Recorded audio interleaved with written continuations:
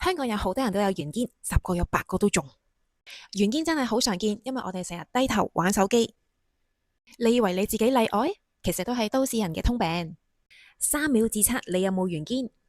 先企直放鬆個人，如果你個手有向前嘅話呢，咁就係圓肩啦。如果冇嘅話呢，正常就打開。今日教你2招肩胛歸位嘅動作，唔使用器械。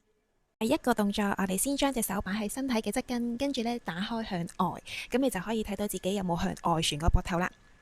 向外旋，同時間可以2隻手一齊做。記住手臂一定要黐住自己。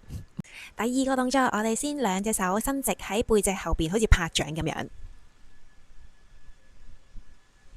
當伸直打開嘅時候呢，拍掌呢，我哋呢個膊頭就係向外旋翻，所以呢就可以收緊咗我哋背脊。記得收藏啦，同埋分享俾你關心嘅人。想要改善圓肩嘅清單，留言圓肩我就 send 個清單俾你。